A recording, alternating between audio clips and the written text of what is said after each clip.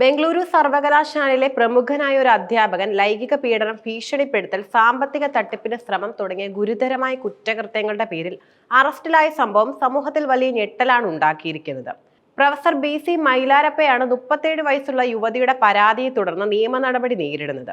അറിവിന്റെയും നീതിയുടെയും കേന്ദ്രങ്ങളായി കണക്കാക്കപ്പെടുന്ന ഉന്നത വിദ്യാഭ്യാസ സ്ഥാപനങ്ങളിലെ പ്രമുഖർക്കെതിരെ ഇത്തരം ആരോപണങ്ങൾ ഉയരുമ്പോൾ ഇത് സമൂഹത്തിൽ ആ സ്ഥാപനങ്ങളോടുള്ള വിശ്വസ്തതയെ ചോദ്യം ചെയ്യുന്നു. യുവതിയുടെ പരാതി അനുസരിച്ച് പ്രൊഫസർ മൈലാരപ്പയുടെ ഭാഗത്തുനിന്നും മാസങ്ങളായി നീണ്ടു നിൽക്കുന്ന ഉപദ്രവങ്ങളാണ് ഉണ്ടായിരുന്നത്. ഈ കേസിൽ വെളിവാകുന്ന പ്രൊഫസറുടെ പെരുമാറ്റം അധികാര ദുർവിനിയോഗത്തിന്റെയും ദുർബലമായ ഒരു സ്ത്രീയുടെ അവസ്ഥ ചൂഷണം ചെയ്യുന്നതിന്റെയും വ്യക്തമായ ഉദാഹരണമാണ്. പരാതിക്കാരിയും പ്രൊഫസറും തമ്മിലുള്ള ബന്ധം ആരംഭിക്കുന്നത് 2022-ലാണ്. സദാശിവ നഗറിലെ കർണാടക സ്റ്റേറ്റ് ഹരിജൻ എംപ്ലോയീസ് അസോസിയേഷനിൽ യുവതി ജോലി ചെയ്തിരുന്ന സമയത്താണ് ഇരുവരും കണ്ടുമുട്ടിയത്. എന്നാൽ ബന്ധം വഷളാകുകയും ഉപദ്രവമായി മാറുകയും ചെയ്തത് ഭർത്താവ് മരണമടഞ്ഞതിനു ശേഷമാണ്. കഴിഞ്ഞ വർഷം ഡിസംബറിൽ ഭർത്താവ് മരിച്ച യുവതിക്ക് സ്വത്തുമായി ബന്ധപ്പെട്ട തർക്കങ്ങളിൽ പ്രൊഫസർ സഹായം വാഗ്ദാനം ചെയ്തിരുന്നു. ഒരു ദുരിത സമയത്ത് ലഭിച്ച ഈ സഹായം പ്രൊഫസർക്ക് യുവതിയുടെ ജീവിതത്തിലേക്ക് കടന്നു വരാനും പിന്നീട് അവരെ ചൂഷണം ചെയ്യാനുമുള്ള ഒരു വഴിയായി മാറിയെന്ന് വേണം കരുതാൻ. ഈ കേസിലെ ഏറ്റവും ഞെട്ടിക്കുന്ന ഒരു വസ്തുത സാമ്പത്തികമായി ചൂഷണം ചെയ്യാനുള്ള പ്രൊഫസറുടെ ശ്രമങ്ങളാണ്. യുവതിയുടെ പരാതി അനുസരിച്ച് പ്രൊഫസർ അവരിൽ നിന്നും 1.5 കോടി രൂപയോളം തട്ടിയെടുക്കാൻ ശ്രമിച്ചു. അധികാരവും സ്വാധീനവും ഉപയോഗിച്ച് സാമ്പത്തികമായി ലാഭം നേടാനുള്ള ശ്രമം വ്യക്തമാക്കുന്നതാണിത്. കൂടാതെ യുവതിയുടെ കുടുംബ സുഹൃത്തായ അഭിഭാഷകനെ കുറ്റപ്പെടുത്തിക്കൊണ്ടുള്ള രേഖകളിൽ ഒപ്പിടാൻ പ്രൊഫസർ നിർബന്ധിച്ചു. ഇതിന് വിസമ്മതിച്ചപ്പോൾ യുവതിയെ പൊതുസ്ഥലത്ത് വെച്ച് അധിക്ഷേപിക്കുകയും കയ്യേറ്റം ചെയ്യുകയും ചെയ്തു. ഇത് തന്റെ ഇംഗിതത്തിന് വഴങ്ങാത്തവരെ പരസ്യമായി അപമാനിക്കാനും ഉപദ്രവിക്കാനും പ്രൊഫസർ തയ്യാറായിരുന്നു എന്നതിന്റെ സൂചന നൽകുന്നു. ലൈംഗികമായ പീഡന ആരോപണങ്ങളാണ് ഈ കേസിലെ മുഖ്യ വിഷയം. ഭർത്താവ് മരിച്ചുപോയ യുവതിയെ പീഡിപ്പിച്ചെന്നും അശ്ലീല സന്ദേശങ്ങൾ അയച്ചെന്നും പരാതിയിലുണ്ട്.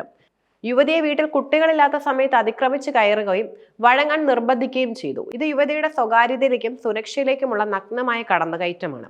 അശ്ലീല ശബ്ദ സന്ദേശങ്ങൾ അയക്കുക വഴി പ്രൊഫസർ ഡിജിറ്റൽ മാർഗങ്ങളിലൂടെയും പീഡനം നടത്തി.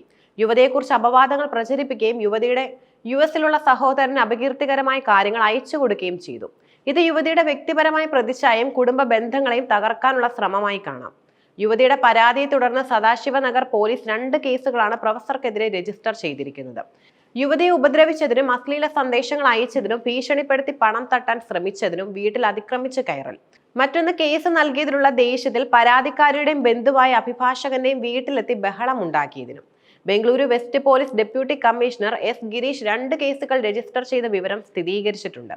പ്രൊഫസർക്കെതിരായ ആരോപണങ്ങൾ സത്യമാണെങ്കിൽ ഇത് ഇന്ത്യൻ പീനൽ കോഡ് പ്രകാരം ലൈംഗിക പീഡനം, ബലപ്രയോഗം, ഭീഷണി, വീട്ടിൽ അതിക്രമിച്ച് കടക്കൽ തുടങ്ങിയ വകുപ്പുകൾ പ്രകാരമുള്ള ഗുരുതരമായ കുറ്റകൃത്യങ്ങളാണ്. ഈ സംഭവം സമൂഹത്തിൽ ഉയർത്തുന്ന ചോദ്യങ്ങളും പലതാണ്. ഒരു പ്രൊഫസർ എന്ന നിലയിലുള്ള സ്വാധീനവും അധികാരവും യുവതിയെ ചൂഷണം ചെയ്യാൻ ഉപയോഗിച്ചുവെന്ന ആരോപണം അക്കാദമിക് രംഗത്തെ അധികാര ശ്രേണികളെക്കുറിച്ച് ആശങ്കയുണ്ടാക്കുന്നു.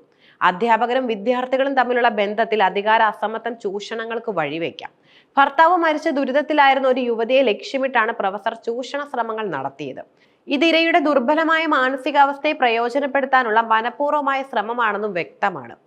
ബംഗളൂരു സർവകലാശാലയെ പോലുള്ള ഒരു പ്രമുഖ സ്ഥാപനത്തിലെ മുതിർന്ന അധ്യാപകൻ ഇത്തരം ഒരു കേസിൽ ഉൾപ്പെടുമ്പോൾ അത് ആ സ്ഥാപനത്തിന്റെ പ്രതിച്ഛായയ്ക്ക് കടുത്ത മങ്ങലേൽപ്പിക്കുന്നു. നൽകിയിട്ടുള്ള വിവരങ്ങൾ ഒരു പ്രാഥമിക റിപ്പോർട്ട് മാത്രമാണ്. കോടതിയിൽ കേസ് വരുമ്പോൾ തെളിവുകൾ വിലയിരുത്തപ്പെടുകയും നിയമത്തിന്റെ മുന്നിൽ നീതി നടപ്പിലാക്കുകയും ചെയ്യേണ്ടതുണ്ട്. എങ്കിലും ഒരു പ്രമുഖ സർവകലാശാല പ്രൊഫസർക്കെതിരെ ഉയർന്നിട്ടുള്ള ഈ ആരോപണങ്ങൾ അധികാര സ്ഥാപനങ്ങളിൽ ഇരിക്കുന്നവർ തങ്ങളുടെ സ്ഥാനവും സ്വാധീനവും എങ്ങനെ ദുരുപയോഗം ചെയ്യുന്നു എന്നതിലേക്കുള്ള ഒരു പ്രധാന സൂചനയാണ് നൽകുന്നത്. നൽകിയിട്ടുള്ള വിവരങ്ങൾ യുവതിയുടെ പരാതിയുടെയും പോലീസ് റിപ്പോർട്ടിന്റെയും അടിസ്ഥാനത്തിലുള്ളതാണ്. കേസിൽ നിയമ നടപടികൾ പുരോഗമിക്കുന്നതിനാൽ അന്തിമവിധി വരുന്നതുവരെ ആരോപണ വിധേയൻ നിരപരാധിയായി കണക്കാക്കപ്പെടുന്നു. ഈ വിഷയത്തിൽ തുടരന്വേഷണം നടക്കുകയും കൂടുതൽ തെളിവുകൾ പുറത്തു വരികയും ചെയ്യുന്ന പക്ഷം കേസിന്റെ ഗതി മാറിയേക്കാം. എങ്കിലും സമൂഹത്തിൽ ലൈംഗിക പീഡനം കേസുകളിൽ ഇരകൾക്ക് നീതി ഉറപ്പാക്കേണ്ടതിന്റെ ആവശ്യകത ഈ സംഭവം വീണ്ടും അടിവരയിടുന്നു.